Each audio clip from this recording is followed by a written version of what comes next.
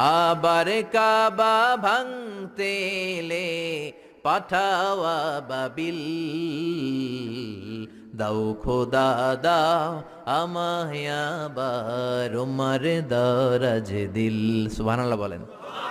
পৃথিবীর সবচেয়ে ছোট পাখি, সব পাখিগুলো সামনের দিকে উড়ে, এই পাখি সামনে উড়ে, এট দ্য সেম টাইম পেছনে উড়ে। যারা আল্লাহরে খুঁজে পায় না তাদেরকে বলবেন পাখির দিকে তাকাও।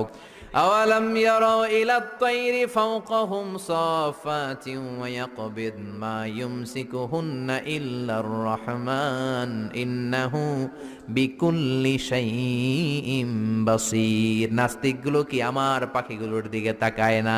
সুবহানাল্লাহ। এই যে পাখিগুলো থাকে ফাওকাহুম সাফাতিন, পাখিগুলো কেমনে ডানা মেলে উড়ে বেড়ায়, আবার নামার সময় ডানা গোটায়, ডানা ঝাপটায়, কেমন করে পাখিগুলো উড়ে। শূন্যের মধ্যে পাখিগুলো কেমন করে উড়ন্ত থাকে, এই পাখিগুলোরে শূন্যে ধরে রাখলো কে? কেউ ওদেরকে শিখায় নাই, শিখিয়েছে আল্লাহ। আল্লাহ বললেন পাখির দিকে তাকাও। আওয়ালাম ইয়ারাউ ইলাত তায়র, কারণ পাখির মধ্যে নিদর্শন আছে না নাই?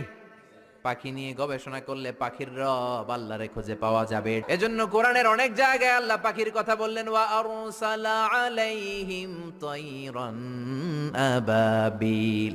আবাবিল পাখি দিয়ে আল্লাহ আব্রাহারে শেষ করলেন। এরপর সাইয়েদনা সুলাইমান আলাইহিস সালামের একটা পাখি ছিল, নাম কি? হুদহুদ। ওইটার জুমিং পাওয়ার এত বেশি ছিল পাখিটার চোখে, সাইয়েদনা সুলাইমানের সিংহাসনও চড়তো, পাখিটাও চড়তো। আর কত নিচে সুমিষ্ট পানি আছে, এত উপর থেকে ওটা দেখে দেখে বলে দিতে পারতো।